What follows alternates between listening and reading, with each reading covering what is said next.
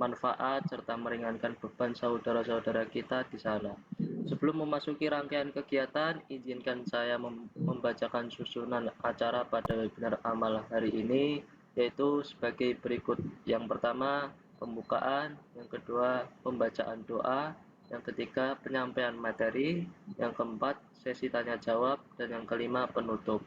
Semoga rangkaian acara ini dapat berjalan dengan lancar hingga akhir. Untuk membuka rangkaian acara webinar amal pada hari ini, marilah kita bersama-sama membaca Bismillah. Bismillahirrahmanirrahim. Selanjutnya kita akan memasuki ke sesi berikutnya, yaitu pembacaan doa. Marilah kita bersama-sama memohon dan memanjatkan doa agar acara ini dapat berjalan dengan lancar. Sekaligus mari kita sertakan doa terbaik untuk saudara-saudara kita di Aceh dan di Sumatera. Semoga senantiasa diberikan kesehatan, kemudahan, serta kesabaran dalam menghadapi musibah yang sedang dialami. Kepada teman saya Badli, kami persilahkan.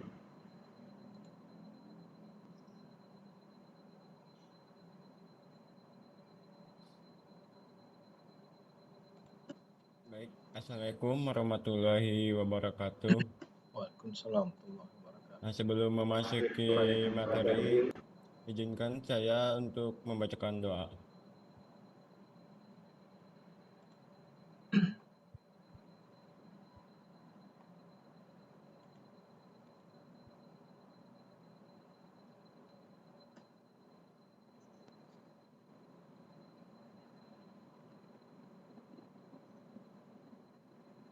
Bismillahirrahmanirrahim. Alhamdulillahirabbil alamin. Wassalatu wassalamu ala asrofil anbiya'i wa mursalin wa ala alihi sayyidina Muhammadin wa ala alihi wa sahbihi ajmain. Aftah lana abwaaba rahmatik wansur alaina min fadlik wa alimna ma yanfa'un wanfa'na bima alamtana.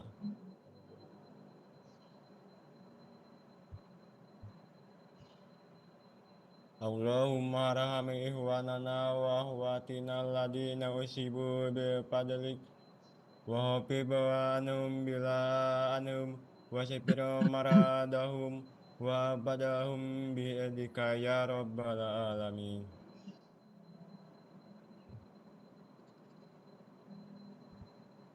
Allahumma anjli sakinata ala qulubihim wa raijukuhum sabaru wa quwwata wa awihun wa khairam mimma faqadu.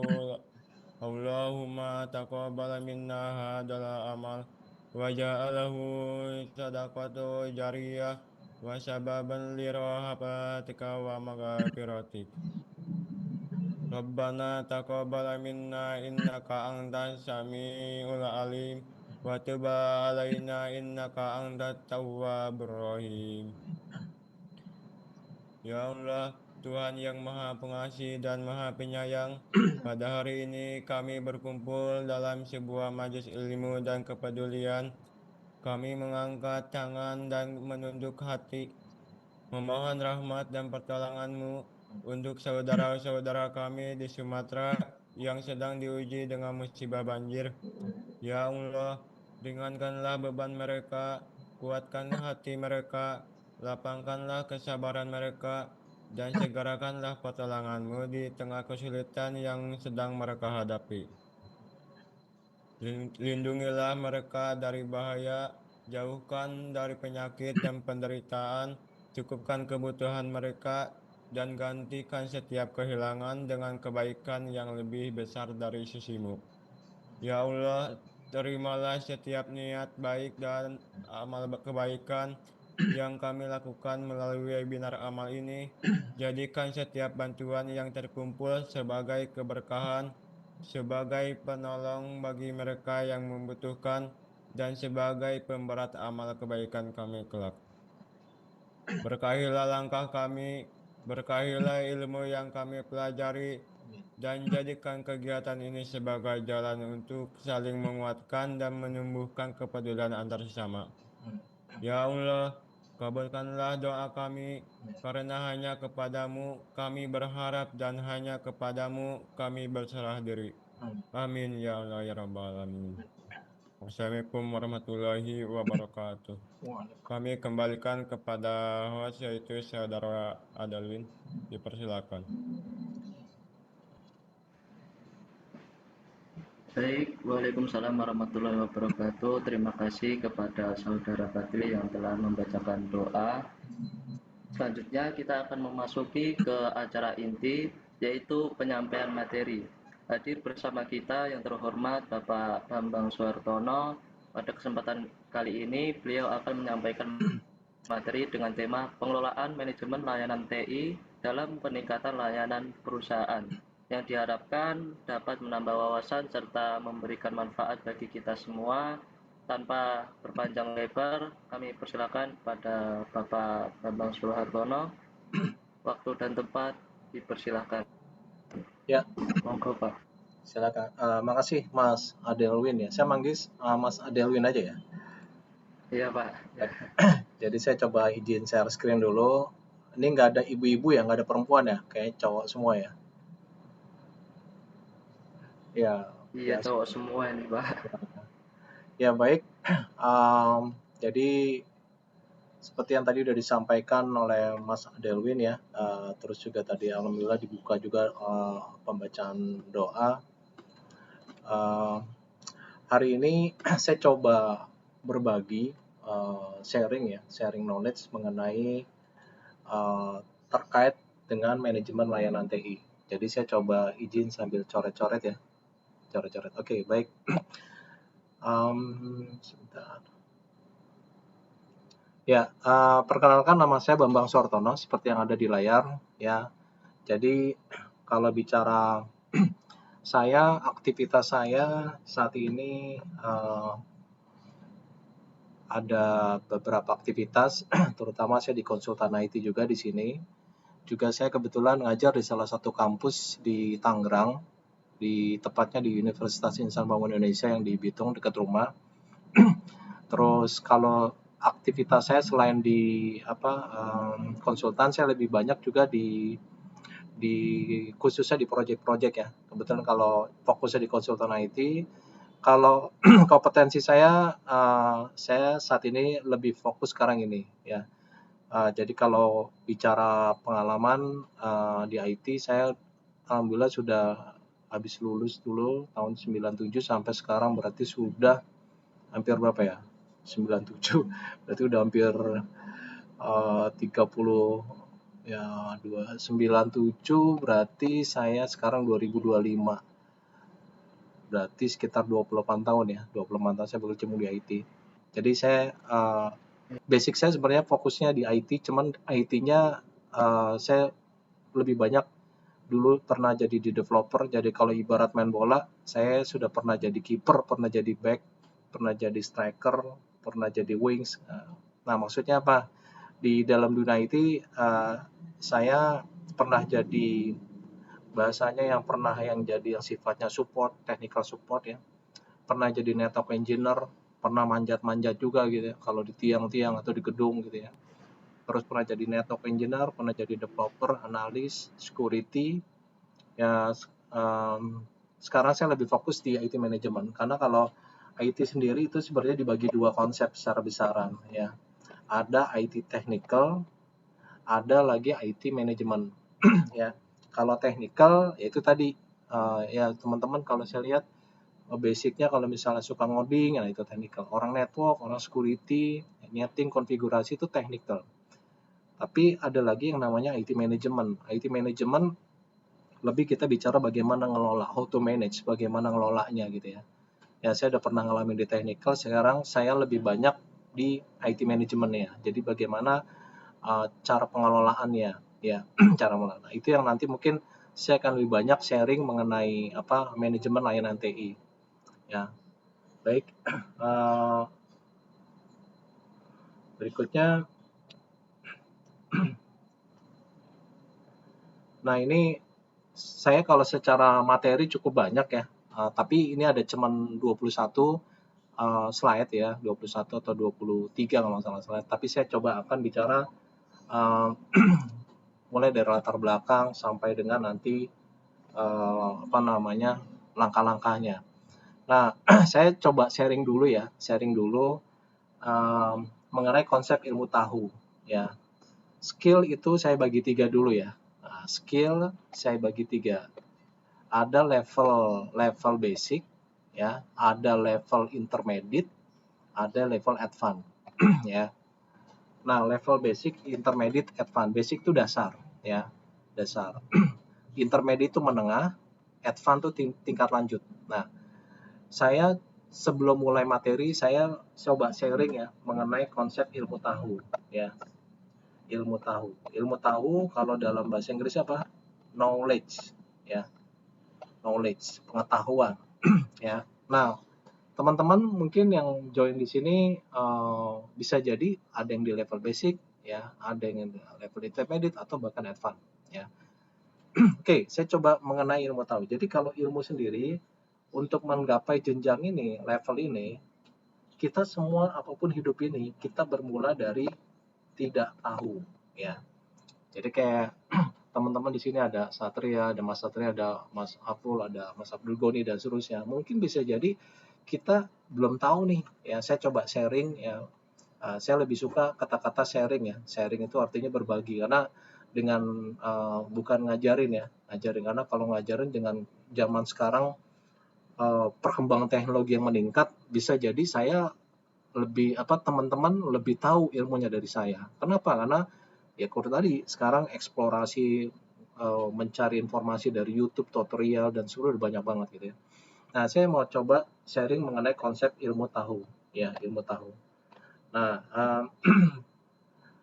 bermula dari kita nih dari tidak tahu ya, dari tidak tahu. Seperti saya sekarang lagi mau sharing mengenai konsep manajemen layanan TI. Mungkin teman-teman bermula dari nggak tahu tuh, ya tidak tahu. Tapi dengan saya memberikan sharing, ini akibatnya jadi apa? Jadi tahu. Ya dengan cara apa? Biasanya kalau kita mendapatkan sesuatu yang baru tahu, itu biasanya kita belajar. Ya, contoh teman-teman yang ikut join sekarang nih, ikut webinar, itu menjadi tahu tuh. Oh, biasanya kalau orang baru tahu tuh, kalau nggak ekspresinya, oh gitu ya. Atau ada yang ngangguk gitu ya. Nah, biasanya konsep dasar itu. Nah, untuk sampai di sini, teman-teman dapat ilmu dasarnya, ini baru levelnya basic, baru tahu ya. Tapi kalau teman-teman ingin menggali sesuatu lebih dalam lagi ya, sampai ke level intermediate ya, gunakan ilmu tahu yang kedua, yaitu apa? Cari tahu ya. Cari tahu apa? Kalau bahasa lainnya, kalau saya suka bahasanya ngoprek, apalagi ngulik, apalagi ngoprek, ngulik, ngeksplor dan seterusnya gitu ya. Nah, itu yang biasanya kalau saya setelah dapat suatu ilmu, saya nggak berhenti di situ. Saya cari tahu. Cari tahu apa tadi? Saya bikin tantangan. Bikin tantangan, contoh saya belajar network. Ya, dikasih dasar konfigurasi network hanya bicara satu segmen aja gitu ya. Satu segmen. Misalkan nih teman-teman ada basic network ya. Satu segmen atau saya belajar satu segmen dengan format IP standar. Nah, saya coba nge-explore konsep subnetting tuh saya pelajarin konfigurasi lagi gitu. Walaupun itu nggak diminta, diminta oleh siapa? Oleh trainernya, oleh siapapun gitu ya. Tapi saya coba cari tahu dengan cara tadi ya, explore, baca buku, tutorial, YouTube dan seterusnya.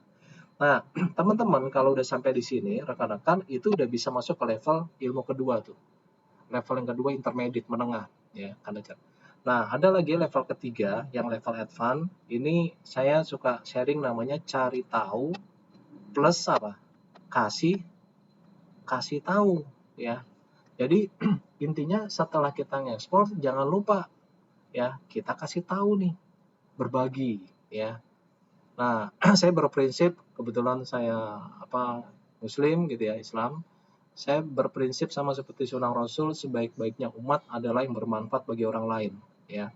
Jadi artinya apa? Ya kita pasti semuanya akan nggak ada ya. Kita semua nggak ada tuh maksudnya kita akan meninggalkan dunia ya. Dan mungkin teman-teman meyakini ya ada 3 amalan yang sering dengar ceramah ya. Ada 3 amalan yang nggak akan hilang ya. Yang satu ilmu yang bermanfaat, yang kedua amal jariah, Yang ketiga, kalau rekan-rekan di sini ada yang sudah menikah, punya anak yang soleh, ya. Nah, kita berharap ini nih, semuanya nih, 3 ini nih. Nah, salah satu yang saya coba sharing ya, teman-teman mungkin termasuk teman-teman yang ngikuti webinar ini yang sebagai trainer ya, yang memberikan materi ke teman-teman tanpa dibayar gitu ya. Itu sebenarnya salah satunya berharap adalah ya gitu tadi, mengenal keberkahan ya. Salah satunya apa? Ilmu yang bermanfaat ya. Saya berprinsip berpedoman seperti itu. Jadi jangan pernah kita kalau punya ilmu tuh di-keep. Di-keep tuh apa? Ditahan. Udahlah, biar ini nggak apa-apa, kita hebat gitu ya. Tapi ilmu IT tuh berkembang banget gitu ya, cepet banget gitu ya. Kalau dikit-dikit pasti kalau saya tahan suatu ilmu, pasti saya dipanggil terus tuh, bang gitu panggil. Ya oke, saya akan kerjain gitu. Tapi ilmu IT itu udah dinamis gitu. Padahal saya mau lari kenceng, ketahan sini gitu. Kenapa? Karena saya mempertahankan suatu ilmu tadi gitu. Padahal apa? Ya udah, saya kasih aja. Kasih ke siapa? Ya siapapun yang mau tahu gitu. Saya bagi, nanti saya bisa mengembangkan lagi cari yang lain. Nah, itu konsep yang kalau teman-teman saya meyakini kalau di konsep level sini kasih tahu, cari tahu plus kasih tahu, insya Allah teman-teman levelnya tuh udah di advance ya, karena semakin banyak kita berbagi. Nah, yang terakhir adalah apa? Jangan sok tahu. Jangan sok tahu artinya apa? Ya prinsip ilmu padi ya. Ilmu padi artinya kalau padi kan kalau semakin padinya dari kecil sampai tambah besar itu pasti dia merunduk ya. Merunduk ya, dia artinya apa? Ya kita ya sudah punya ilmu di level advance ya kita tinggal gak usah sombong gitu ya, gak usah hal-hal yang berkaitan berlebihan. Kenapa? Karena prinsipnya di atas langit masih ada langit. Artinya apa? Bisa jadi ilmu kita masih kalah sama yang lain. Ya, artinya konsepnya tadi. Ya, itu yang saya sekedar sharing sebelum saya masuk materi ya. Ini bukan bukan mendakwahi gitu ya. Sekedar berbagi aja gitu ya. Baik, berikutnya saya coba masuk ke materi. Nah, latar belakang ketergantungan pada TI ya. Ini sambil saya coba cek waktu 16.07. Kenapa sih sekarang banyak perusahaan itu sekarang bisa dikatakan bicara aktivitas apapun pasti nggak pernah yang namanya nggak pakai IT. Ya, contoh kecil paling gampang, mulai perusahaan UMKM, usaha mikro kecil menengah, ya, itu yang paling gampang aja. Yang mau jualan sekarang udah pakai IT. Contohnya apa? Pakai Shopee, Tokopedia, gitu ya. Yang kita mau jualan online, ya, pakai yang Facebook, Marketplace dan seterusnya. Itu yang kalau kita ngomongin yang level terendah, orang kalau mau jualan udah pakai itu gitu. Apalagi sampai perusahaan menengah, perusahaan besar. Ya, jadi bisa dikatakan bahwa kita ketergantungan aktivitas kita itu sudah sangat bergantung sekali sama yang namanya IT atau teknologi informasi. Sehingga perusahaan akan bergantung kalau kita bicara perusahaan pada layanan IT. Bahkan jangan sampai nanti IT-nya tuh mati tuh, internetnya mati. Ya. Kena virus ransomware gitu ya. Layanan terganggu, jangan ya. Karena kenapa? Itu tadi latar belakangnya salah satunya bisnis sudah banget tergantung sama IT. Terus juga tuntutan pelanggan ya. Tuntutan pelanggan ini menuntut saya pengen layanannya dengan adanya IT tuh pengen saya cepat. Cepat tuh pada saat saya enter, saya ketik, saya keluar laporan semua gitu ya.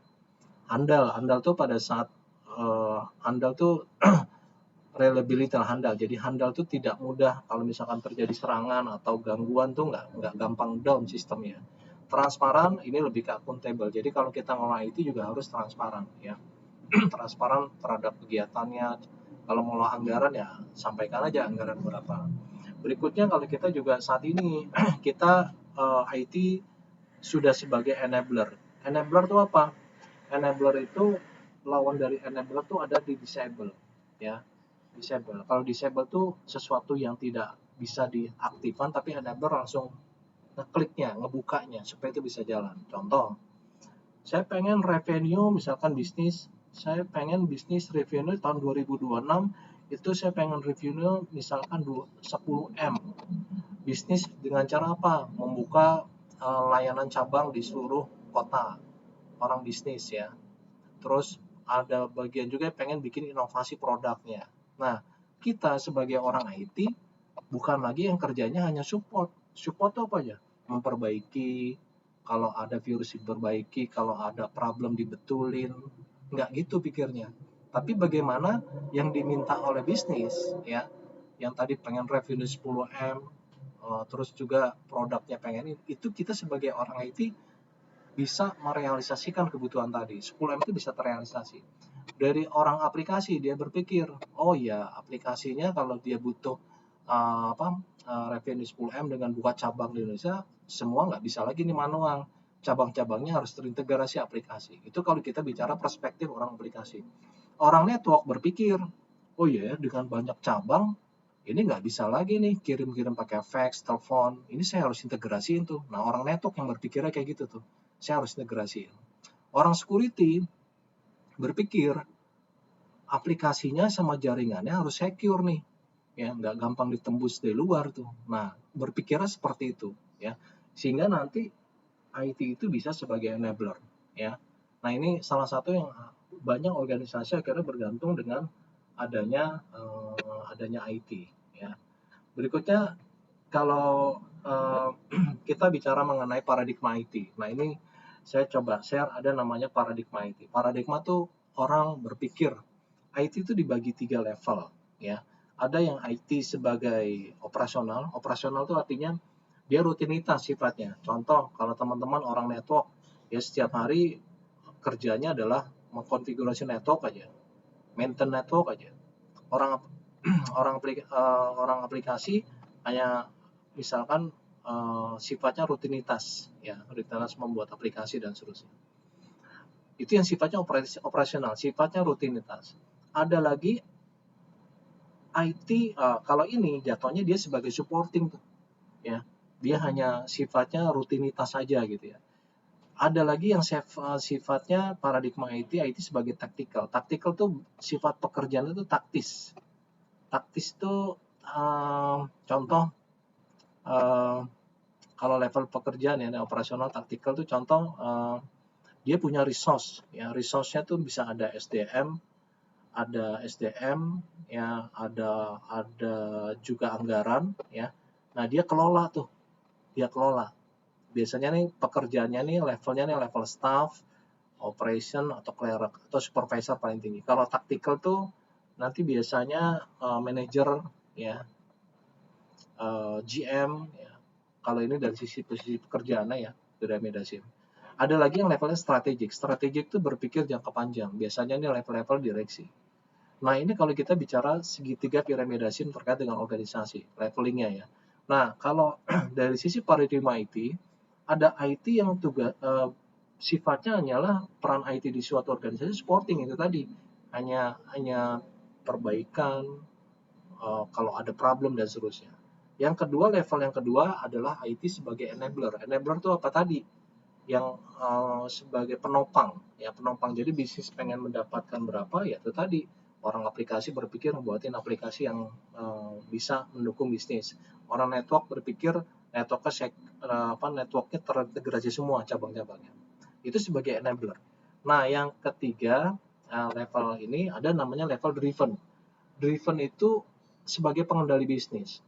Ya, contohnya yang paling gampang kalau IT yang sebagai as driven, contoh perusahaan telco, IT-nya telco itu orang, contoh yang paling gampang tuh layanan mengenai RBT. RBT pernah dengar? RBT itu ringback tone. Ya, jadi orang kalau telepon ke sini, dia yang beli nih, beli RBT ringback tone biasa 10.000 atau berapa gitu. Nah, ini orang Indonesia lucu ya, bukan lucu juga. Ini unik nih, dia beli RBT, beli lagu, tapi yang notabene dia beli bukan buat dia gitu. Buat siapa? Buat orang lain gitu. Dia beli jadi sehingga orang lain nelpon, itu musiknya yang dengerin dia gitu. Jadi kita beli bukan buat kita gitu. Nah, itu perusahaan telco itu salah satunya layanan RBT itu adalah sebagai driven, sebagai pengendali bisnis. Jadi kalau dia bisnisnya RBT-nya mati, bisnisnya nggak jalan tuh. Apalagi contoh perusahaan yang bergerak itu banking, perbankan, itu layanan ada SMS banking, mobile banking, internet banking, itu kalau mati aja, ya bisnisnya nggak jalan tuh, ya. Nah itu kalau kita bicara IT as a driven. Nah ini yang tinggal tergantung bagaimana nanti posisi rekan-rekan yang di sini ada berfungsi apakah di perusahaan sebagai supporting enabler. Nah tapi ini bisa ditransformasi sampai ke sini, ya. Nah kaitan ini semua hal berkaitan dengan organisasi IT, termasuk juga paradigma IT, ini tidak lepas yang dari namanya manajemen nanti layanan TI. Ya, jadi kita harus kelola nih layanan-layanan yang ada di sana gitu.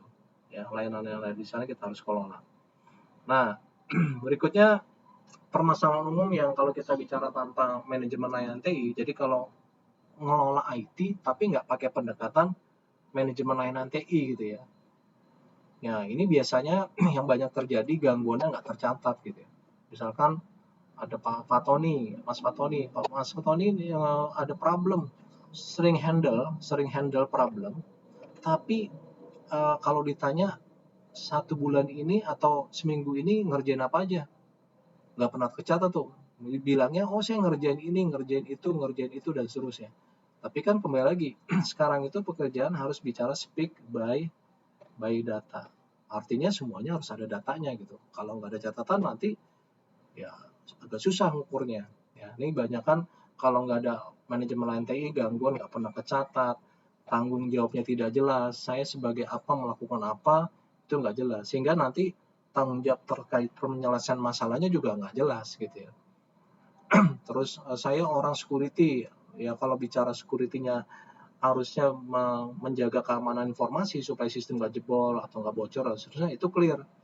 Ya, tapi kalau ada tidak menggunakan prinsip manajemen layanan TI, saya orang security ya tugasnya saya nggak tahu gitu ya. Pokoknya saya bekerja security aja gitu ya. Nah, ini juga kaitannya sama nanti tanggung jawabnya. Penyelesaian lama, jadi kalau nggak ada ukuran tuh, ngerjain problem network baru masuk hari ini misalkan jam 16, selesainya 2 hari lagi Pak. Kok 2 hari? Ya karena nggak ada ketetapan Kak. Nah, nanti kalau bicara ada manajemen TI, harus ketetapan. Network down itu nggak boleh lebih misalkan dari 1 jam misalkan. Respon time-nya misalkan 5 menit. Jadi ada ketetapannya. Nah, tanpa ada standar layanan, ya, jadi SLA, Service Level Agreement, sehingga mengakibatkan inkonsistensi. Ya. Jadi nggak konsisten. Kerjain ini kadang bisa 2 hari, kadang bisa 1 jam, kadang bisa besok bisa 6 jam, tergantung apa? Tergantung moodnya Pak. Nah, nggak ada standar tuh ngerjain masalah problem. Berikutnya, yang berakibat kepada nanti biasanya kepuasan pengguna rendah. Ini biasa kalau dikasih kuesioner ya, survei Customer Satisfaction Index ya CSI, itu dikasih kuesioner kepada user bagaimana layanan IT terhadap pengguna saat ini. Pasti nilainya kalau dari skala 1 sampai 5, nilainya rata-rata di 1 ya. 1 itu misalkan sangat tidak puas gitu ya. 3 itu puas, cukup puas, sangat puas sekali misalkan level 5. Itu rata-rata kurang puas ya. Nah, itu yang mengakibatkan itu tadi permasalahan-permasalahan yang kalau kita lihat yang terjadi karena adanya pengelolaan layanan tuh nggak ada tanpa menggunakan manajemen layanan TI. Terus berikutnya apa sih manajemen layanan TI? Rekan-rekan mungkin kalau sering terbiasa nanti ada namanya IT Service Management, ada namanya MLTI, itu mirip-mirip ya, cuman beda aja, beda istilah. Kalau Inggrisnya IT Service Management atau manajemen layanan TI, kalau kita balik ya, manajemen layanan TI. Nah, ini adalah sebuah pendekatan terstruktur dalam hal menangani masalah ya, dalam berkaitan operasional, di mana nanti ada unsur-unsur kita mulai merancangnya seperti apa, ngelolanya sampai yang nanti ujungnya adalah untuk meningkatkan layanan TI. Nah, ini layanan TI kata kuncinya harus selaras dengan bisnis. Itu tadi, bisnis pengen mendapatkan revenue 5 miliar atau 10 miliar, 15 miliar. Dengan cara apa? Yang orang bisnis pengen buka cabang. Ya, yang orang produksi pabrik ini orang produksi ya, bukan cabang. Orang marketing dia pengen ekspansi penjualan media channelnya tidak lagi door to door ya, tapi dia menggunakan konsep digital marketing ya. Orang kalau tinggal buka handphone udah tinggal layanan udah keluar semua. Nah, yang di sini bicara bisnis, yang di sini kita bicara IT. Yang tadi yang bisa cerita, saya bicara orang aplikasi, nanti harus ngapain nih dengan ini. Orang infrastruktur seperti itu. Ini yang dimaksud dengan selaras dengan kebutuhan bisnis. Nah, fokus utamanya apa sih? Fokus utamanya adalah kepada nilai layanan. Layanannya apa aja gitu. Ya, nilai layanan tadi, layanannya sangat baik dan seterusnya. Kepuasan pengguna sama adanya keandalan dan keberlanjutan layanan. Keberlanjutan layanan tuh gini, mungkin teman-teman pernah dengar, kita pernah mungkin ngerasain juga ya di tahun 2002 COVID 2019 COVID 2019 itu 2020 2021 ya. Itu banyak organisasi yang pada saat ditetapkan lockdown ya. Itu banyak organisasi yang lockdown, tau ya. Lockdown tuh nggak boleh aktivitas keluar. Jadi harus WFH, work from home, ya semuanya kerja. Nah, masalahnya adalah untuk bisnis-bisnis yang kaitannya dengan layanan, ini kan nggak mungkin layanan tuh mati gitu. Karena COVID, akhirnya layanannya nggak jalan gitu. Nah, kita sebagai orang IT berpikir, apapun kondisinya, kalau misalkan ada terjadi masalah, layanan itu harus tetap berjalan. Ya, itu fokusnya dari sisi IT Service Management. Ya. Berikutnya, kalau kita bicara mengenai tujuannya apa sih? Nah, tujuannya adalah kalau dari layaran di atas, tujuannya adalah ini layanan yang berkualitas ya. Layanan berkualitas yaitu menyediakan layanan yang konsisten dan berkualitas tinggi. Berkualitas tinggi apa? Ya layanannya nggak gampang, contoh nggak gampang down ya. Kalau ada virus, kalau misalkan terus selaras dengan bisnis, itu tadi ya harus bisnis semuanya kemana, itu pastikan bahwa IT sudah mendukung layanan bisnis tadi. Terus juga mengelola gangguan, problem ya, termasuk juga kalau ada perubahan-perubahan atau istilah nanti namanya CR. CR itu change request. Jadi teman-teman yang bikin aplikasi tiba-tiba ada usernya minta, tolong dong IT ini dirubah aplikasinya, saya nggak mau begini, maunya begini. Nah, ini kan harus dilayani gitu ya. Itu yang nanti berkaitan dengan change request. Atau orang-orang network, tolong dong IT permintaan network di sini nih, kalau ibarat gedung ya, gedung di sini kecil nih akses pointnya nih, sinyalnya, tolong dong itu dipindahin atau diperkuat sinyalnya. Itu change request tuh yang adanya di sini. Tolong dong, nah ya, kebanyakan tolong dong biasanya change request. Itu tujuannya harus bisa kita kelola kalau ada problem ataupun kalau ada gangguan. Tujuan juga berikutnya adalah untuk kepuasan pengguna ya. Dalam hal ini kita bicara meningkatkan kepuasan pengguna, termasuk juga perbaikan berkelanjutan ya, continuous improvement ya. Jadi kalau ada sekarang kita bikin layanan, kalau nanganin problem network misalkan 3 jam, ya besok-besok atau bulan semester berikutnya jangan 3 jam ya. Kalau semuanya 3 jam semua, nah prinsip pernah dengar ya, rekan-rekan pernah dengar ya prinsip ini. Hari ini harus lebih baik dari hari apa? Hari kemarin, hari esok harus lebih baik dari hari ini. Itu prinsip hidup juga tuh. Jadi artinya apa? Ya jangan sampai kita punya target 3 jam, sampai 5 tahun kemudian 3 jam aja gitu. Nah, itu nggak ada prinsip itu tuh. Continuous improvement ya. Harusnya apa? Ya perbaikan keselanjutan. Artinya setelah 3 jam kita targetin, oke, besok kalau network down tuh penanganan nggak 3 jam, kita tingkatin jadi berapa? Misalkan jadi 2,5 jam. Jadi pada saat problem itu sampai solve problemnya itu 2,5 jam dan seterusnya. Ya itu harus bisa peningkatan. Nah, kerangka kerja dari sisi IT Service Management ini ada beberapa pendekatan framework ya. Framework atau termasuk best practice, ada ITIL. ITIL ini IT Information Library ya, yang fokus kepada manajemen layanan dalam penciptaan nilai. Ada juga COVID 2019 ini fokus kepada aspek tata kelola dan pengendalian, kontrol terkait dengan bagaimana mencapai tujuan bisnis dengan konsep tata kelolanya. Ada juga ISO 20000. ISO 20000 ini berkaitan dengan sama ya, IT Service Management, ITSM. Bagaimana manajemen layanan TI itu bisa ditingkatkan untuk para pengguna. Dan yang ada lagi ISO 27001, ini terkait dengan ISMS, Information Security Management System atau manajemen keamanan informasi, SMKI, Sistem Manajemen Keamanan Informasi. Nah, yang berkaitan lebih mendekati layanan-layanan nanti, framework-nya adalah ITIL salah satunya, sama yang ini, 20.000 ya. Nah, itu yang kalau kita bicara pendekatannya. Nah, di sini ada apa namanya, ITIL, ini saya bicara mengenai framework ITIL, ini sebagai Service Value System, ya, sistem nilai layanan. Jadi kalau di ITIL itu biasanya awalnya itu ada PPT. PPT itu apa? Yang menekankan bahwa lantai ini biasanya berdasarkan atau value tadi dilakukan berdasarkan kolaborasinya antara apa dulu namanya PPT. PPT itu apa? People, orangnya, ya, orangnya yang nanti yang melakukan prosesnya. Ini kita bicara apa? Proses pelaksanaannya kita nanti bicara apa? Prosesnya harus terdokumentasi, ada namanya SOP, ada kebijakan, ya, sampai kalau mungkin yang level terendah SOP ada namanya IKA, instruksi kerja atau WI. Jadi prosesnya itu terkelola juga gitu, terdokumentasi, terkelola. Dan juga value itu bisa diciptakan karena teknologinya, ya.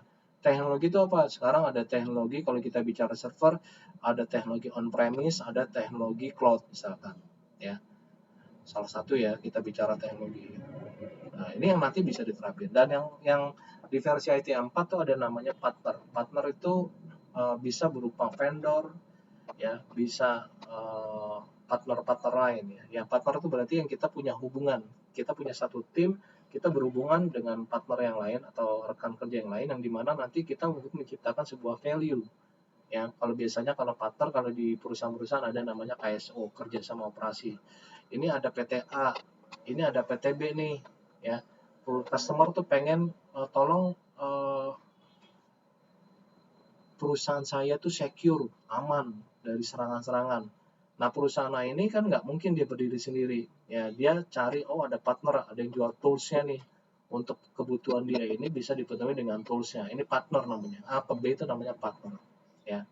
Nah, ini yang apa namanya, konsep utama inilah yang nanti disebut sebagai service value system, ya, atau service dan juga service value chain.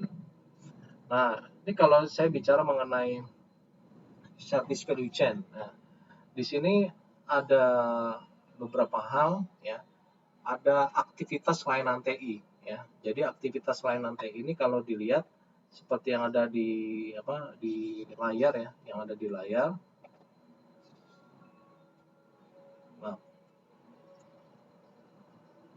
Nah, ini yang ada di layar. Bermula dari apa? Pasti setiap permasalahan atau kebutuhan ada namanya dari user. User biasanya melakukan apa? User nanti biasanya melakukan yang namanya demand. Demand itu permintaan, ya. Nah, biasanya apa sih Pak permintaannya? Ada bisa jadi permintaan kebutuhan sistem baru. Ada juga permintaan peningkatan layanan. Ada juga perbaikan. Ini ada problem nih. Pasti bermula dari demand. Ini yang saya ngambil dari konsep pendekatan dari ITIL 4. Nah, dari demand ini, kebutuhan tadi, itu nanti akan ada fungsi namanya nanti perencanaan. Nah, perencanaan ini apa? Karena kita sebagai orang IT akan memberikan services, di mana services ini nanti memberikan value, kita bikin perencanaan itu. Bikin perencanaan strategisnya, ya. Termasuk juga bikin roadmap, ya. Termasuk juga perencanaan portofolio layanan-layanannya nanti apa aja gitu ya. Kita sudah definisikan di perencanaan ini. Nah, dari setelah perencanaan, fase kedua namanya engage, ya. Engage itu lebih kepada kita dapetin tuh kebutuhan-kebutuhan, ya. Atau kalau di beberapa case kalau ada masalah, belanja masalahnya didengerin aja. Oh, saya punya yang begini, pengen begitu. Oke, dengerin aja gitu, ya. Kita kumpulin tuh. Tapi dikumpulin juga jangan didiemin, kumpulin aja. Kita analisa analisa kebutuhan itu sehingga nanti kita lakukan yang namanya apa? Kita desain nanti. Ya, kita desain. Jadi setiap data-data yang kita kumpulin terkait masalah, termasuk juga hal-hal yang berkaitan dengan customer permintaan, kita penuhi dulu, kita tampung dulu, baru nanti kita desain. Nah, desain itu ngapain sih? Desain dari kebutuhan tadi, kita akan lakukan desain layanan TI-nya apa ya? Katalog layanan TI. Nah, katalog layanan TI itu paling gampang gini. Kalau rekan-rekan pasti pernah ke rumah makan, ya ke rumah makan ya, pasti disodorin yang namanya apa? Menu makanan. Ya, ini ada makanan, ini ada bakso, ada nasi goreng, minumannya ada air putih hangat dan seterusnya. Ini namanya katalog makanan. Nah, sama kayak model orang IT. Orang IT bedanya adalah bukan katalog makanan, apa katalog layanan IT. Ya, di sini nih kita desain tuh. Oh, kita orang IT bikin punya layanan apa? Layanan aplikasi, ada layanan infrastruktur, ada layanan keamanan. Ya, aplikasi apa? Layanan pembuatan, layanan perubahan, layanan pembuatan, perubahan, terus layanan update. Infrastruktur, permintaan layanan baru, layanan update dan seterusnya. Ini dibikin nih. Inilah yang nanti disebut sebagai katalog layanan TI. Kita desain dulu tuh, ya, kita desain. Baru nanti dari situ kita desain termasuk kalau ada perubahan-perubahan, change management, bagaimana pengujiannya, testing itu kita desain tuh semua. Ya. Nah, nanti dari 3 ini baru setelah itu kita apa? Build. Ya, setelah kita desain kita kembangin. Nah, ngembangin gimana? Kalau misalkan teman-teman orang aplikasi berarti ngembangin tuh aplikasinya. Ya, desainnya seperti apa, ngodingnya, konfigurasi, termasuk pelaksanaan DevOps, development operation ya, ngelola offset sampai testingnya nanti diuji. Kalau orang infrastruktur, ya infrastruktur tadi servernya dipasang, networknya dipasang, akses point dan seterusnya. Itu di sini lebih kepada pelaksanaannya. Nah, setelah dipasang, instalasi, development, deployment. Nah, di sini namanya deployment, deliver. Ya, setelah kita buat, kita pasang nih deliver. Ya, termasuk juga kalau ada problem, ada masalah, kita support. Support apa? Support tadi, yang katalog layanan tadi, kalau ada masalah tadi di sini, ya kita harus support, dukung. Jangan sampai nanti kita orang IT udah selesai build ya udah dikembangin, udah tinggal aja. Jangan. Masih ada PR-nya tuh. PR-nya ngapain? Itu tadi, setiap ada problem, tuntaskan, perbaiki, tolong, bantu. Nanti kita bicara ada insiden manajemen, ada problem manajemen, termasuk juga nanti kita bicara SLA. SLA itu Service Level Agreement atau peningkat layanan TI. Ya. SLA kalau bicara sekarang network itu rata-rata di 99%. Jadi artinya apa? Satu bulan itu kan satu hari itu 30 jam. Satu hari 24 jam. Satu bulan itu rata-rata 30 hari. Jadi berapa jam totalnya? 720 jam. 24 kali 3 itu 720 jam. Nah, ada namanya SLA 99%. Artinya, dalam satu bulan kan 720 itu sama dengan berapa? 100%. Nah, provider biasanya ngasih jaminan dia hanya, saya jamin layanan satu bulan itu 99%. Artinya apa? 99% dia jamin up itu Pak hidup. Ya. Sisanya 1% dia jamin nggak? 1% nggak dijamin. Nah, 1% yang berapa? Berarti 1% dari 720 sekitar 7,22 jam. Jadi 1% dari 720 jam itu 7,2 jam. Jadi artinya apa? Tiba-tiba misalkan ada user nih, komplain. Layanan saya mati ya ke helpdesk. Ya. Setelah itu technical tim supportnya itu langsung perbaiki, langsung ke lapangan.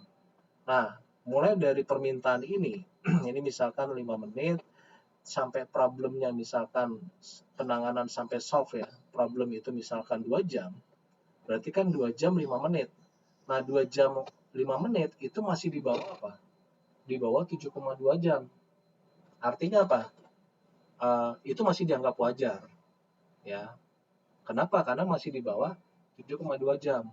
Nah, biasanya kalau sudah lebih dari misalkan ya, layanan itu mati sampai 3 hari. Nah, itu udah nggak wajar tuh dalam konsep layanan TI. SLA-nya nggak tercapai. Berarti kalau 3 hari, tinggal dikali aja ya, 3 hari itu berapa. Nah, yang tidak tercapai tadi biasanya kita sebagai konsumen itu bisa mendapatkan yang namanya restitusi. Restitusi itu apa? Tingkat pengembalian. Contoh, sebulan itu bayarnya 1 juta internet gitu ya, 1 juta.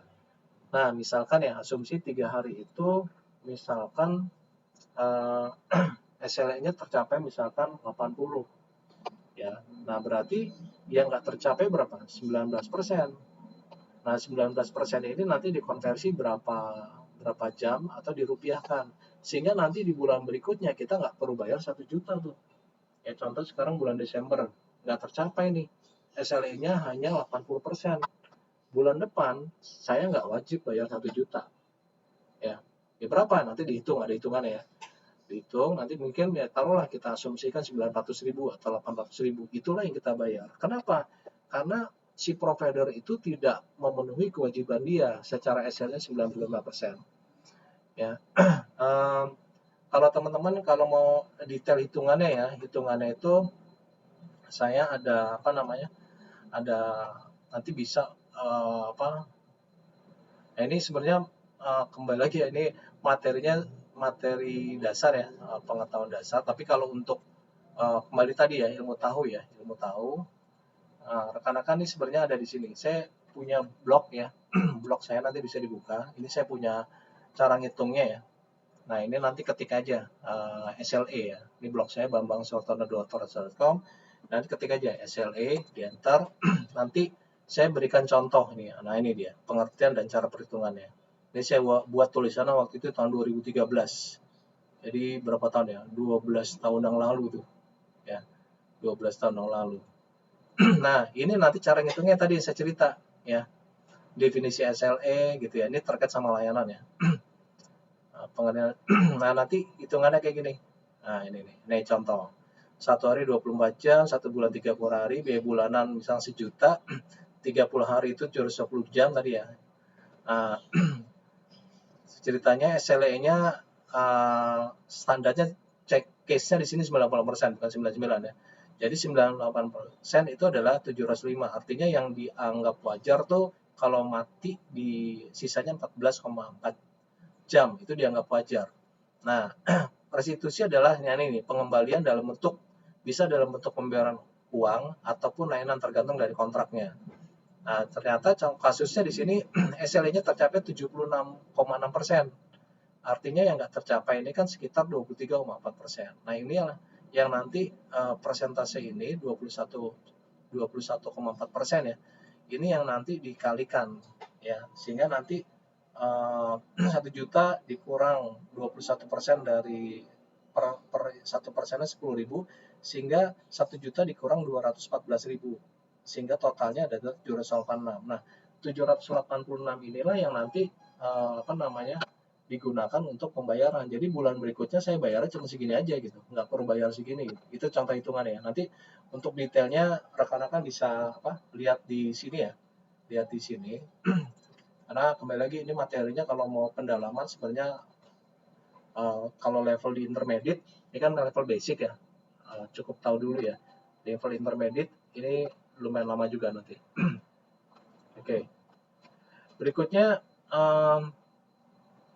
nah, proses inti dari manajemen layanan TI ini adalah tadi ya ada beberapa hal, service desk ya, termasuk bagaimana pengelolaan insiden. Service desk itu kalau diartikan service layanan, desk itu meja layanan. Jadi kalau ada problem nanti masuk ke ticketing ke service desk.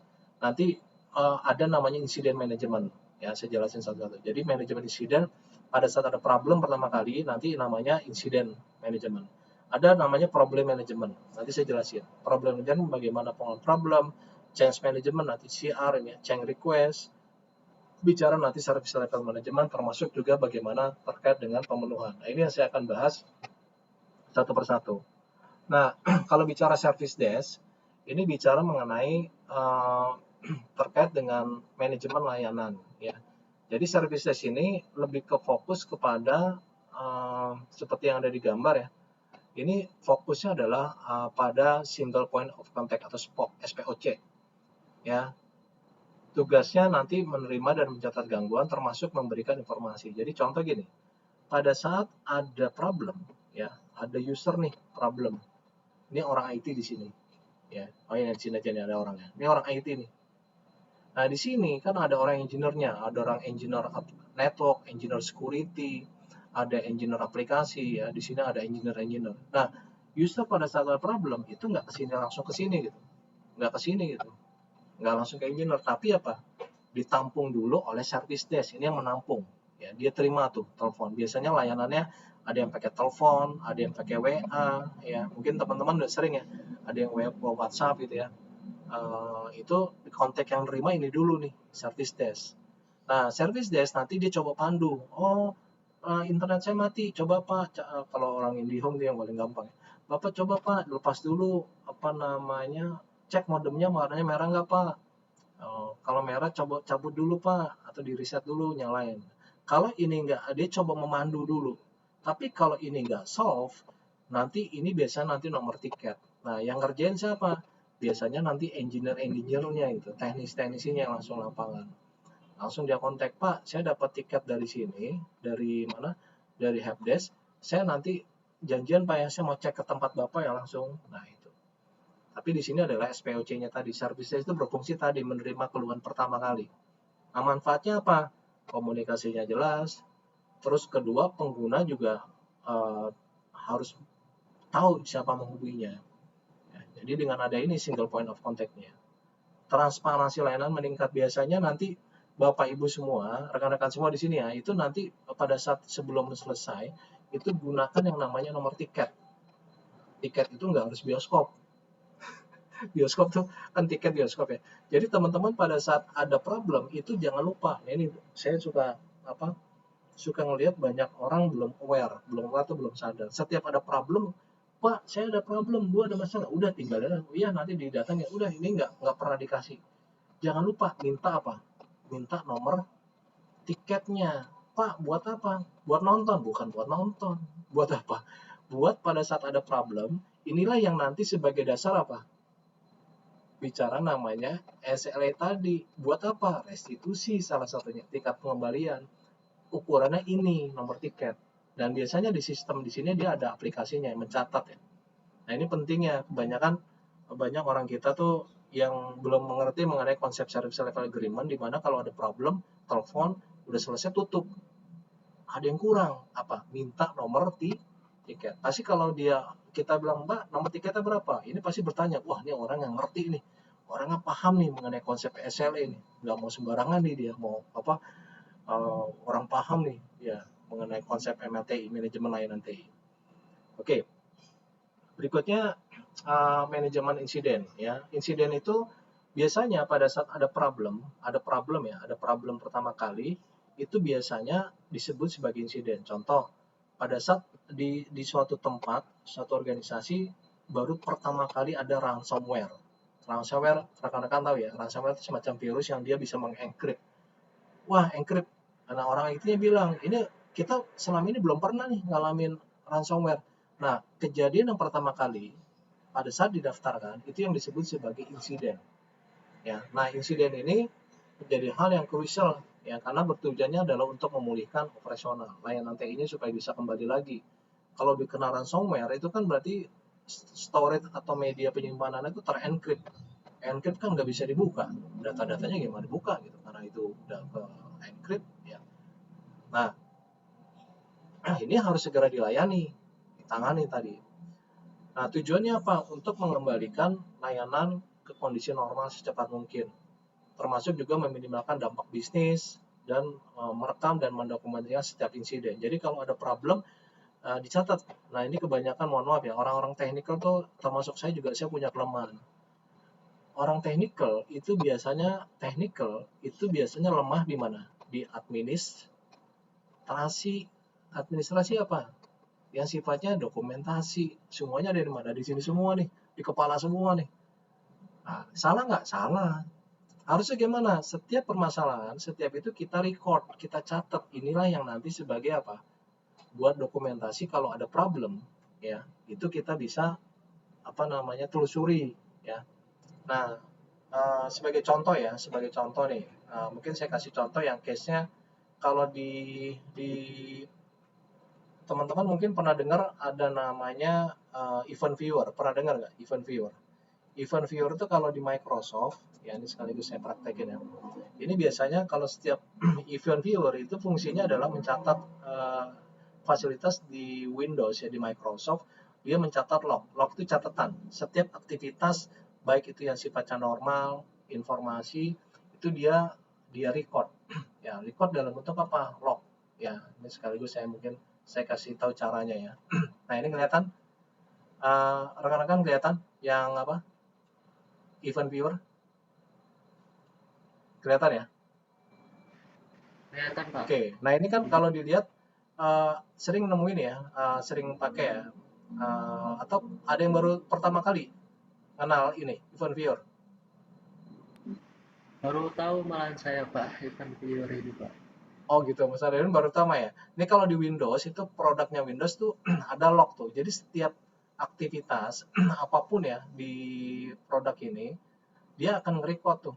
Contoh, saya bicara di sistem deh ya. Nah, contoh bicara di sistem nih. Nah, di sistem dia saya klik ya sistem. Nah, ini bisa dilihat ya. Di sistem nanti ada catatan lognya. Oh, ini lama ya. Oke, saya mungkin ini karena komputer saya agak lemot ya. Kalau mau cepat, saya coba buka googling event viewer. Nah ini. Jadi nanti event viewer tuh tampilannya seperti ini. Ya seperti saya tadi. Nah ini nanti di sini dia ada log nih. Ya log tuh catatan. Ya contoh yang kayak gini nih. Nah ini log. Ya log. Nah di sini yang unik di event viewer ada namanya event ID. Event ID yang mana? Ini nih. Tuh, event ID. Jadi setiap kejadian dia record ada namanya ID-nya, misalkan 1010. Ya nanti ada yang error nih. Nah yang error kalau informasi dia ada 3 kategori, ada informasi, ada error, satu lagi warning. Jadi informasi, warning, error. Kalau biasa saya dulu admin informasi saya abaikan, yang kayak gini-gini ini saya abaikan aja. Oh ya udah, dia ngasih tahu bahwa sistemnya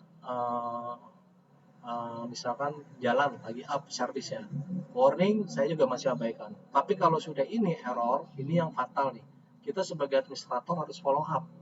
Nah saya kan nggak tahu cara menanganinya. Dia ngasih tahu bahwa servisnya ini didn't register, ya tidak terregister with decom dengan within the required time out, jadi waktunya habis. Nah saya sebagai administrator saya tinggal ketik aja. Masuknya gimana Pak? Ya tinggal ketik, saya masukin nanti ke websitenya. Microsoft punya website support.microsoft.com. Nah ini ya. Nanti saya ketik aja di sini. Event ID 10.100 misalnya tadi ya, saya enter. Nah, di sini ada berapa summary? Ada 10 ada berapa ya? Ini ada yang similar tuh mirip ya, mirip. Nah ini kita nanti Microsoft udah ngasih rekomendasi, misalkan ya contoh ya, saya coba buka yang ini. Nah di Microsoft itu nanti dia akan ngasih menjelaskan terkait dengan event ID ini ya, penjelasannya, Simpsonnya.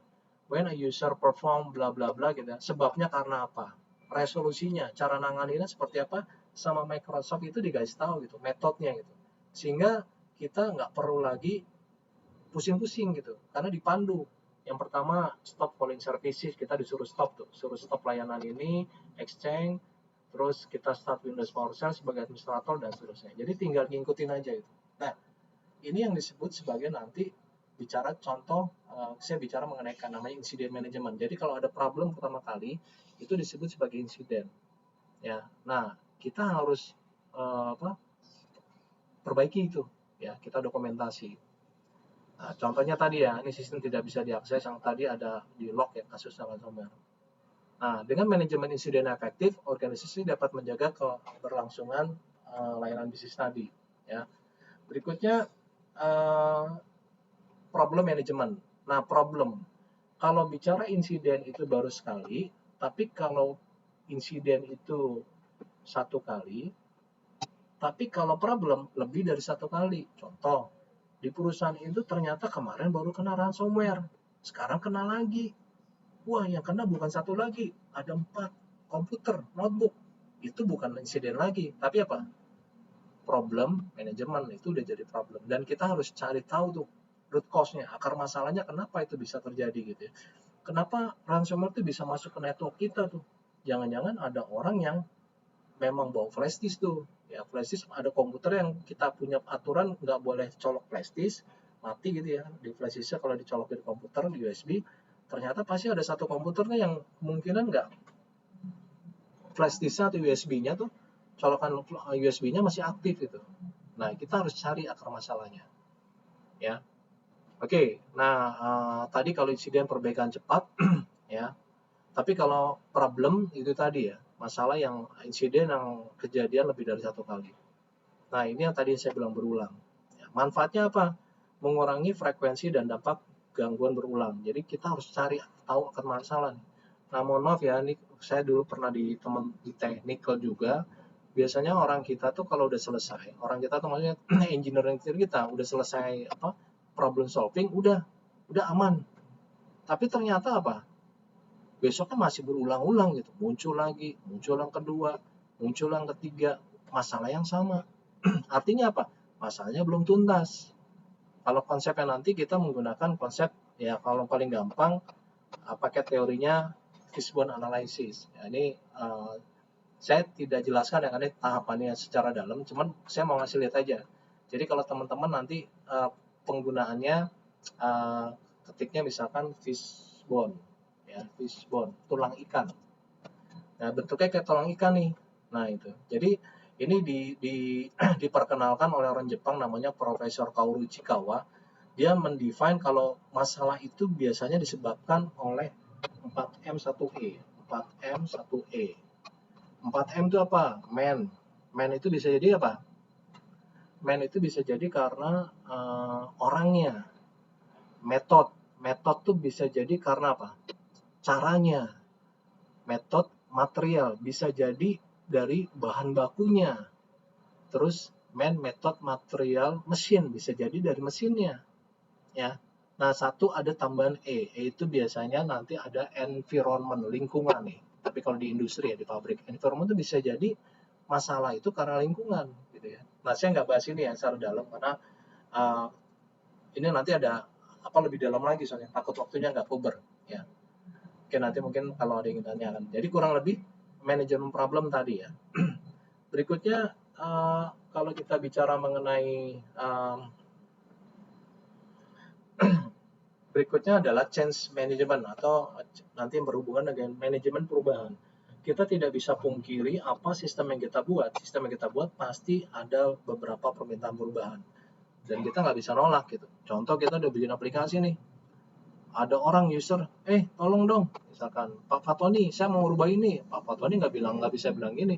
Nggak bisa Bu, Pak. Sistemnya udah saya buat kayak gini aja dan pakai aja. Ya nggak bisa. Kita bicara IT selama dinamika kebutuhan itu berkembang, mau nggak mau kita pasti yang namanya perubahan itu pasti terjadi gitu. Nah, ini harus dikelola juga. Nah, pengelolaan perubahan ini adalah harus bisa beberapa pendekatan. Ada perencanaannya, termasuk harus ada persetujuan. Nanti nganalisa dampak. Ini kalau permintaan ini dipenuhi, dampaknya ada nggak?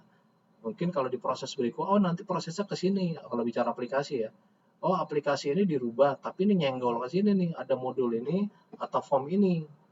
Nah, itu dampaknya juga harus diperhatikan. Terus terjadwal, kapan mau dijadwalkan diimplementasi dan dilakukan verifikasi dan review. Ya. Nah, ini contoh beberapa perubahan, misalkan kita mau melakukan update versioning, misalkan dari versi 1.0 ke versi 2.0. 1.0 itu nggak ada feature, misalkan kalau aplikasi ya, aplikasi itu hanya ada fasilitas Yang sekarang lagi rame itu Cortex ya. Dulu pakai aplikasi ini, sekarang ada Cortex. Nah, itu tuh perubahan tuh dari sistem lama ke sistem yang baru tuh. Ya, versi yang sebelumnya nggak ada menu import, di versi 2 ini ada menu import. Nah, itu contoh-contoh perubahan ya, penambahan penggantian server, perubahan konfigurasi jaringan, migrasi, dan seterusnya. Manfaatnya apa? Untuk mengurangi resiko kegagalan. Jadi nggak bisa serta-merta kita langsung merubah, tapi ada pengelolaannya, manajemennya gitu. Harus ngisi formnya dulu, nanti dicatat, dianalisa dampak. Ya, jadi nggak langsung oke kita rubah deh. Nah, biasanya ada juga tuh orang-orang yang ngerti konsep manajemen lain TI, ada user minta rubah ya rubah aja. Nggak taunya ini nyenggol ke sana, ini nyenggol ke sini, ke modul ini nyenggol ke sini. Udah gitu nanti udah dibuat di sini oke, di sini error, di sini error. Kenapa? Karena nggak dianalisa. Itu pentingnya kalau setiap ada perubahan harus ada dasar pengelolaannya. Berikutnya kalau kita bicara mengenai slide berikutnya adalah manajemen layanan service tingkat layanan atau namanya SLA, Service Level Agreement. Ya, SLA itu adalah semua dokumen formal ya yang mendefinisikan tingkat layanan yang diharapkan antara penyedia dan pengguna. Jadi ada dua nih. Kalau bicara SLA, ada bicara dua entitas. Siapa Pak? Satu ini adalah penyedia layanan, satu lagi siapa? Pengguna. Ini harus ada kesepakatan nih. Oke, saya tadi ya, kita punya layanan internet, misalkan 99%. Sepakat nggak? 1 bulan itu saya up 90%. Kalau sepakat kita kontrak jadi deal, salaman. Tapi kalau nggak sepakat, nggak jadi. Nah, ini harus ada kesepakatan. Ini kata kuncinya adalah kesepakatan. Ya. Oke, nanti bicara SL itu apa? Waktu respon. Jadi pada saat ada problem, ya, pada saat ada problem, ini pada saat ini pun respon diukur juga gitu. Jadi ada problem, pada saat ada problem, responnya itu harus diukur. Oke, respon tuh 5 menit. Jadi kalau harus ada problem, telepon sini udah pasti 5 menit masuk.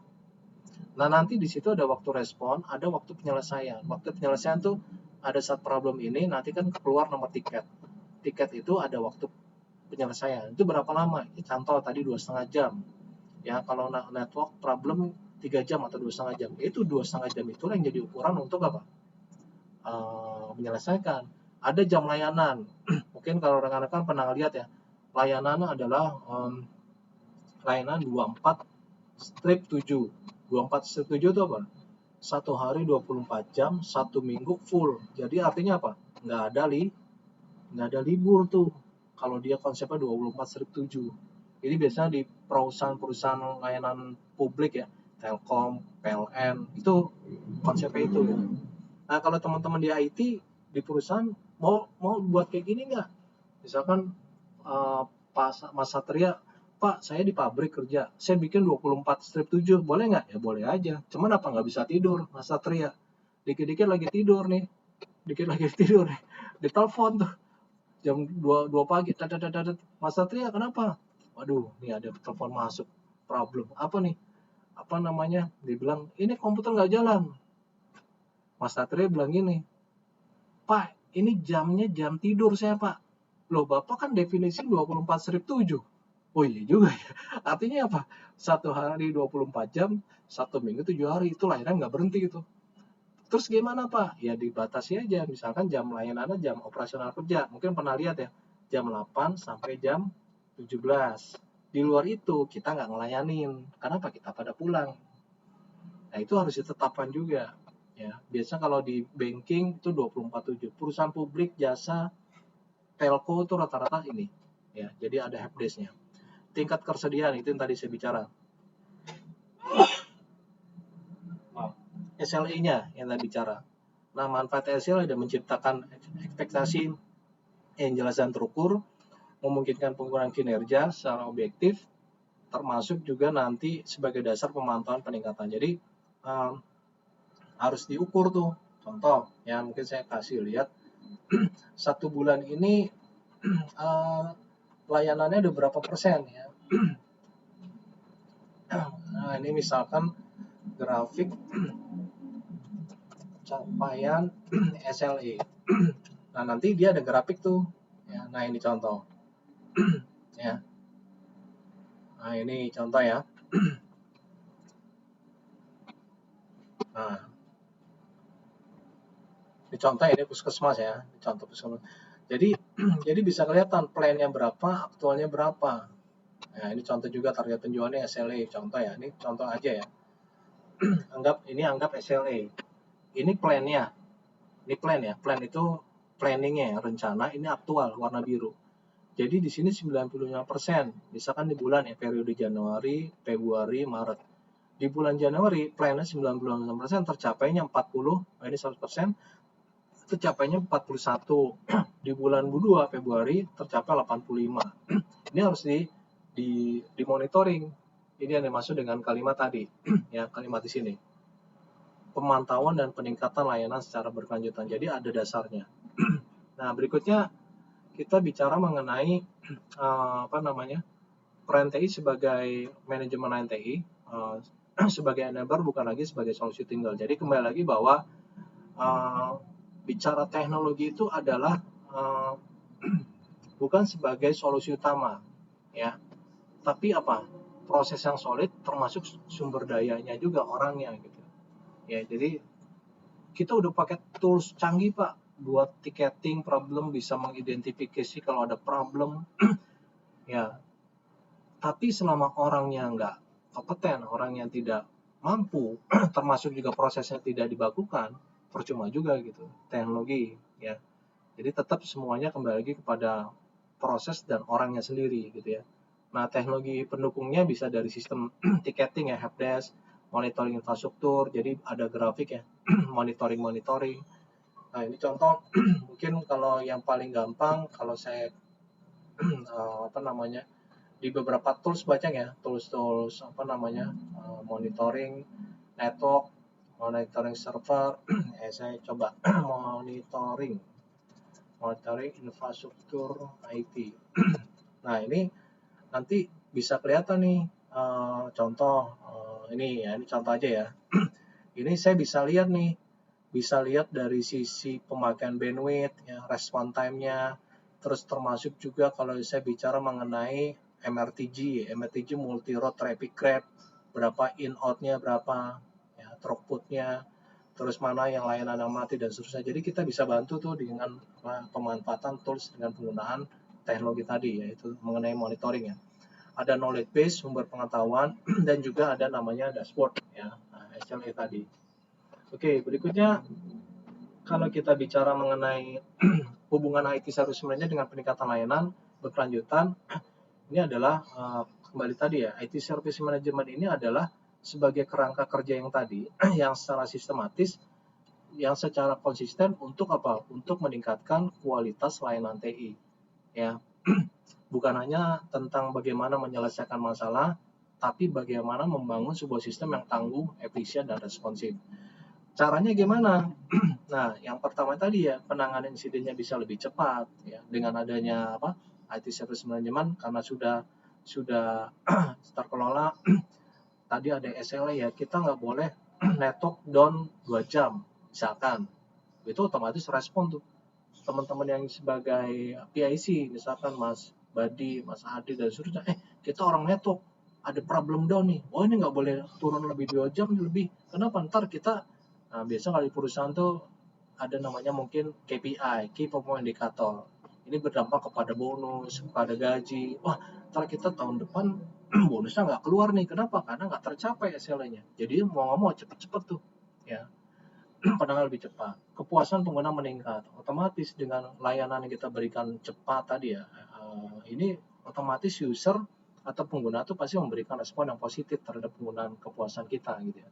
Layanan lebih stabil, proses lebih transparan ya. Tadi bisa ada ukurannya, mulai dari tiket masuk sampai responnya, sampai penanganan problem. Ini 5 menit, ini misalnya 1 jam tuh kelihatan, nggak pakai asumsi lagi. Semuanya kerekod kalau nanti menggunakan sistem helpdesk.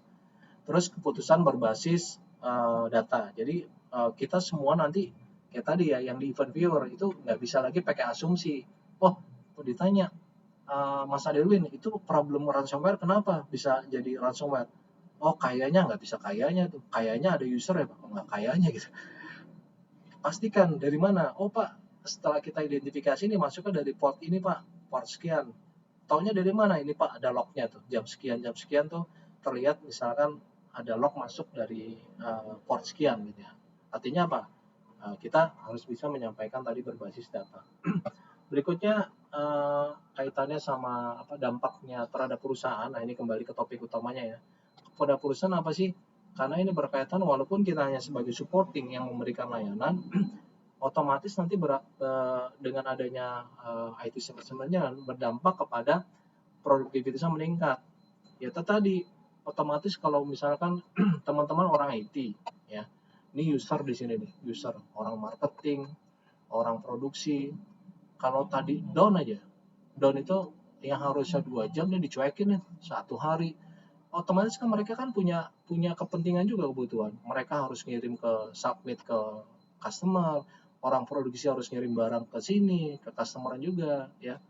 Nah ini akibatnya apa? Akibatnya nih, waktu tunggunya juga berdampak kepada layanan. Dan otomatis produktivitas dari ini juga nggak bagus gitu. Produktivitas dari yang dihasilkan. Nah, terus risiko operasional menurun, ya gangguan-gangguan, termasuk reputasi perusahaan meningkat. Wow, perusahaan di sana keren. Kenapa? Setiap ada problem tuh langsung teridentifikasi oleh by system, ada alertnya gitu ya, dan langsung bisa ditangani. Nah, biaya bisa lebih terkendali, ya. Termasuk juga IT sebagai mitra strategis, bukan lagi sebagai apa? Kalau tadi bicara segitiga, ini ada supporting, ada sebagai enabler, ini sebagai deliver, minimal sebagai enabler, mitra, ya enabler. Tidak lagi kita bicara dipandang sebagai IT sebagai supporting. Nah, langkahnya kapan sih Pak? Kita mau implementasi, ini ada beberapa 6 tahapan. Yang pertama komitmen manajemen. Manajemen tadi kan ada 3 ya, manajemen level operasional, manajemen level middle top atau operasional, tactical, strategik. Ini harus ada komitmen dari semua level ini. Ya, termasuk juga yang mana-mana aja yang ditetapkan prioritas mana. Oh ya, layanan terkait sama marketing ini prioritas pertama nih. Ya, nggak boleh mati. Yang kedua layanan produksi, ya ini nggak boleh mati dan seterusnya. Jadi kita bisa netapin tuh layanan mana yang prioritas. Pembentukan service desk. Jadi kalau ada terkait permasalahan itu dikumpulin dari satu tempat, SPOC tadi, single point of contact ya. Terus ticketing ini tujuannya untuk melacak dan bisa men-trace history, penyusunan SLA, dan yang terakhir adalah kita lakukan monitoring dan evaluasi atau monitor secara berkala. Ya, berikutnya kesimpulannya adalah kalau kita bicara IT Service Management sebagai fondasi keunggulan TI, ini tidak lepas dari bahwa manajemen layanan TI bukan hanya sekedar serangkaian praktek, melainkan juga sebagai inisiatif dari organisasi untuk menuju kepada keunggulan operasional atau competitive advantage yang sifatnya strategis. Ya. Berikutnya kalau kita lihat juga IT Service Management ini bisa membantu IT bisa menjadi terukur ya, kita nggak bisa lagi ukurannya nggak jelas gitu ya. Oh, berapa kalau perbaikan ini? Oh, kita 2 jam Pak. Network aplikasi yang sifatnya kecil kita bisa request mulai dari business requirement BRD, kita ini misalkan 1-2 hari, nanti ke FSD functional specification design ini kita set misalkan 2 hari, nanti development tergantung, kalau yang level aplikasinya level basic ini kita set 1 hari. Jadi semuanya ada ukuran gitu, nggak bisa lagi nggak ada ukuran gitu ya. Sekarang banyak ya, kayak contoh ke teman-teman aja ke Samsat kalau yang pernah ngurus SIM ya, perpanjang SIM itu ada di polisi tuh, di Samsat itu ada ukuran dari mulai datang sampai berapa lama, selesai itu jadi berapa lama tuh, misalkan 3 jam misalkan. Jadi udah ada ukurannya tuh ya. Jadi nggak ada lagi zaman sekarang nggak pakai ukuran gitu ya, suka-suka nggak bisa, kita harus ada ukuran. Membantu IT menjadi andal ya, layanan lebih stabil, termasuk juga kita menjalankan kegiatan IT itu selaras dengan bisnis ya, yang mendukung tadi ya. Keberhasilan IT bergantung pada people, orang-orangnya yang kompeten, proses yang terdefinisi, SOP-nya, teknologi yang digunakan, termasuk juga komitmen organisasi dalam menjalankan kegiatan tadi. Ya, oke, tadi ini sudah saya jelasin. Ya, mungkin itu saja sharing dari saya terkait dengan pengembangan layanan TI ya untuk peningkatan layanan perusahaan. Oke, saya kembalikan ke Mas Adelwin sebagai host.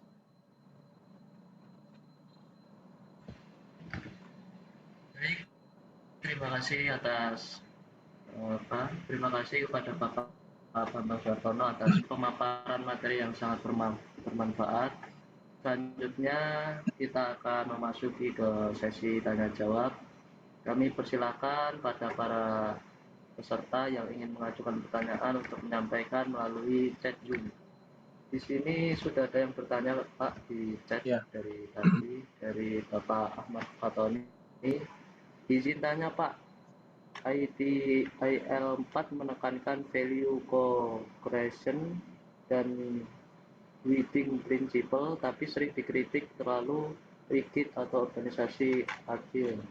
Apakah Bapak setuju bahwa framework hybrid atau ideal DevOps atau Very SM lebih cocok untuk perusahaan Indonesia dan mengapa?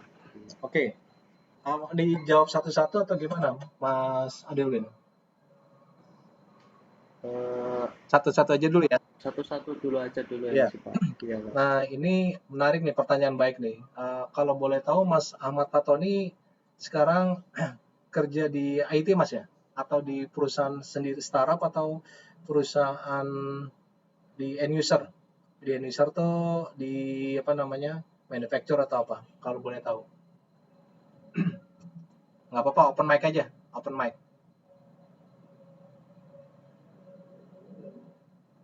Oke. Yaudah, saya coba jawab gini. Pertanyaannya bagus ya. Kalau kita bicara terlalu rigid itu terlalu ribet ya. Step-stepnya panjang, betul banget. Kalau kita bicara ngikutin aturan ITIL 4 ya. Saya ini terus terang saya suka berikan materi training sebentar. Ini ada nih. Masih mahasiswa Pak, kata Pak Ahmad Fatoninya Pak. Oh, oke. Oke. Ya nggak apa-apa, Mas Ahmad Fatoni ya. Berarti tapi sudah mungkin bekerja kali ya, jadi bisa. Nih kenapa tadi yang ditanyakan Mas Fatoni itu terlalu rigid? Nah, oke, saya jelasin nih. Mungkin teman-teman yang lain saya jelasin ini. Ini saya buka di luar materi nih ya. Nah, ini contoh gitu. Contoh. Kalau kita mau jalanin pakai ITIL ya dengan pendekatan ini, itu banyak banget yang harus dipenuhi gitu. Maksudnya gimana Pak? Ini lihat kita service management. Service management itu oke, saya jangan yang ini deh, atau saya nggak usah overview. Nah ini nih, service management itu sendiri kalau dilihat rekan-rekan lihat di sini ya. Nah ini kalau dilihat di sini itu banyak banget gitu. Ada general management practice, ada service management practice, ada technical. Ini ada 14 item yang harus dikelola, dilakukan. Ini juga harus dikelola.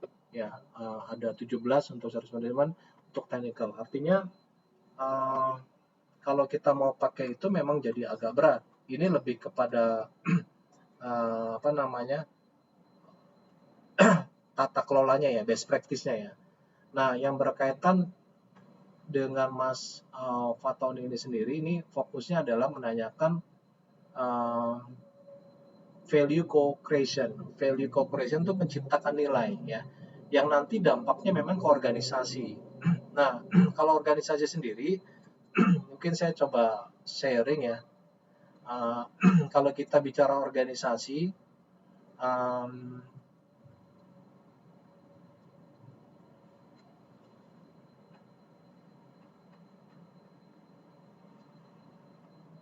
nah ini saya kebetulan juga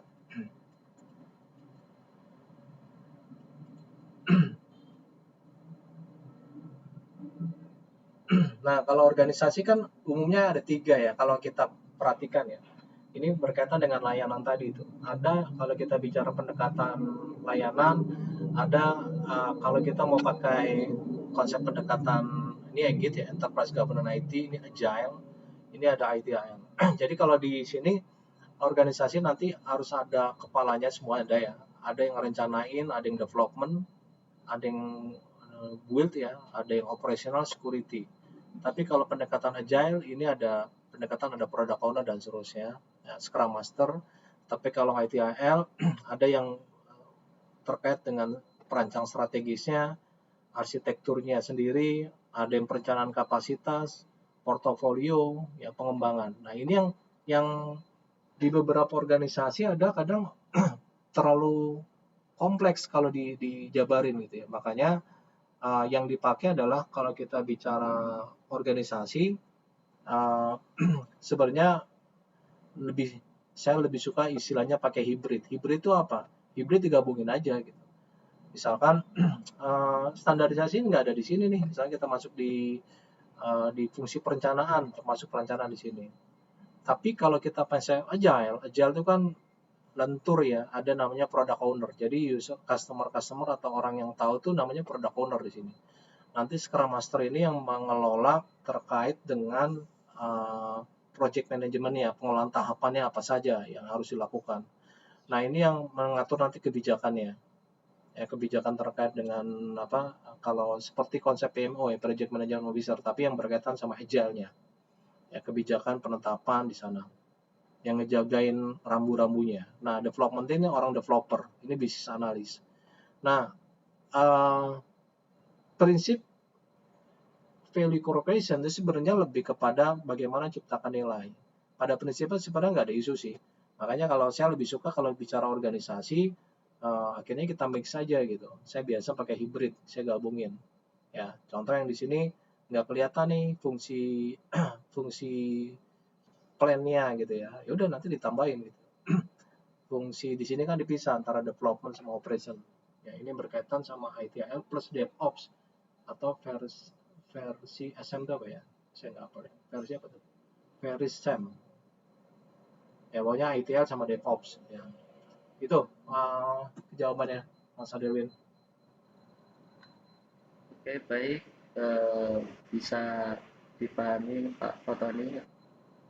Ini ada pertanyaan lagi sih Pak dari Pak Fotoni, Pak Ahmad Fotoni. Izin tanya lagi Pak, banyak perusahaan di Indonesia khususnya UKM memiliki keterbatasan sumber daya saat menerapkan ITSM. Apa saran Bapak mengenai langkah prioritas yang paling efektif untuk memulai tanpa harus langsung mengadopsi framework secara keseluruhan?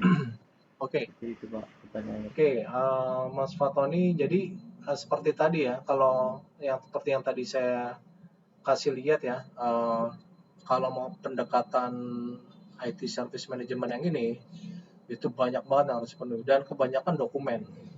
Apalagi seperti yang Mas Fatoni tanyain tuh, UKM kan usaha kecil menengah ya. Kadang IT-nya satu pun jadi Superman. Superman itu apa? Dia sebagai BA juga, business analyst, ya dia sebagai operation juga, sebagai development juga, sebagai security. Alro ya Pak ya. Palu gada gitu ya, palu gada deh. Pokoknya semuanya dikerjain deh. Nah, efektif nggak? Nggak efektif. Tapi ada tapinya. Saya lebih suka menekankan secara ilmunya udah dapat nih kita. Ilmunya IT Service Management ya. Tapi secara dokumentasinya, tahapan yang di sini nih, pemenuhannya sendiri, itu tadi. Kalau teman-teman orangnya nggak banyak, IT cuma 1-2 orang, tapi suruh menuhin dokumen segini banyak. Yang ada nggak kerja. Ngapain? Buat dokumen aja gitu. Buat dokumen, nggak selesai-selesai itu. Terus gimana Pak? Ya, yang supaya efektif, pelaksanaan tetap jalan, tapi kalau saya lebih suka ibaratnya kaidahnya tetap dijalanin, tapi ibaratnya paket minimal aja. Minimal tuh artinya yang penting ada yang penting ada contoh apa? Contoh, kalau kita bicara mengenai service desk, ya, nah ini service desk. Service desk itu yang ini nih, nah ini nih, service desk nih. Artinya apa ya? Kita nyiapin layanan itunya tuh, layanan helpdesk ticketingnya. Pakai aplikasi banyak kok. Ada aplikasi yang open source ya, kayak open ticket. Jadi kalau ada problem, ada tetap user tetap bisa itu gitu. Ya artinya secara kaidah-kaidahnya tetap kita jalanin. Walaupun kita tanda petik 2 paket minimal. Minimal tuh apa? Ya nggak harus semuanya orang banyak. Ada orang tadi kan orang development nggak. Kalau perusahaannya hanya kita dikasih result 1 atau 2 orang ya, tapi secara kaidah prinsip-prinsip manajemen layan TI-nya tetap jalanin. Oke, seperti itu. Mas Adelwin. Oh, masih mahasiswa. Oke. Oke. Baik, Pak. Bisa terjawabkan ya, Pak Fatoni. Mungkin dari peserta yang lain atau teman-teman yang lain mau bertanya, dipersilahkan. Monggo yang mau bertanya. Saya beri waktu mungkin sekitar 1 menit ya, Pak.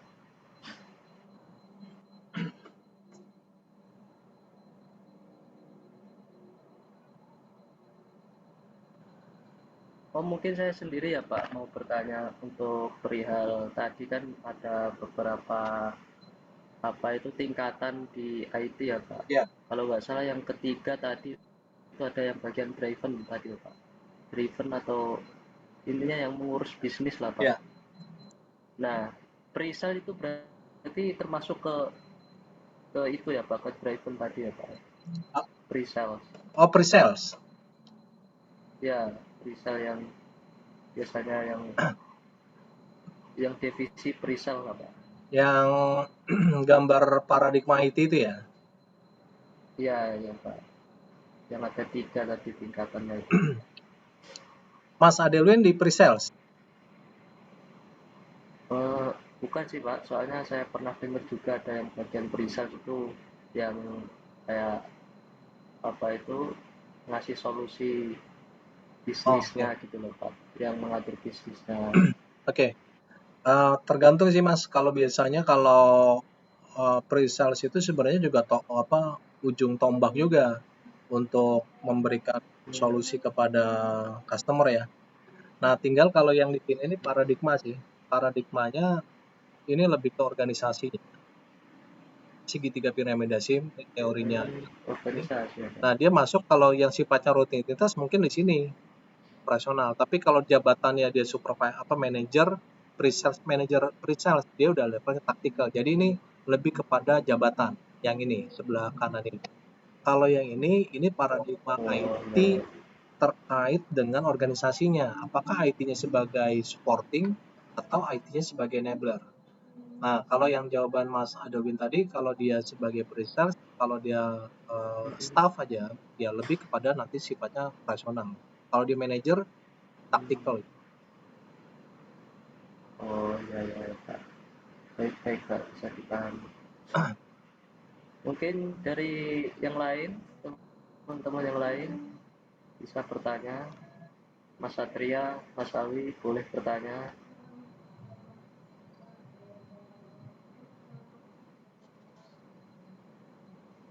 Ini yang dari teman-teman Bestpad berapa orang? Mas Adelwin, ada Alwi, Mas Adelwin, Ada, Badi. iya ada, iya ini, Badli, Mas Satria, Mas Awi itu dari Bespet ya. Yang dari luar, Mas Ahmad Fatoni yang dari luar ya? Iya, Oke, ini Pak Ahmad Fatoni. oke. Mas Ahmad Fatoni dari kuliah di mana? Mahasiswa di mana? Ya, ini banyak juga nih yang barang. Oke.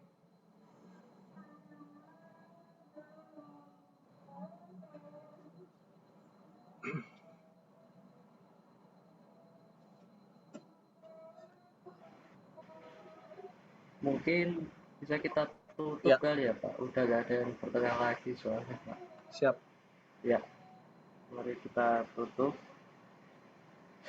Oke, terima kasih pada antusiasme para peserta serta jawaban yang telah disampaikan oleh Pak Bambang Suhartono.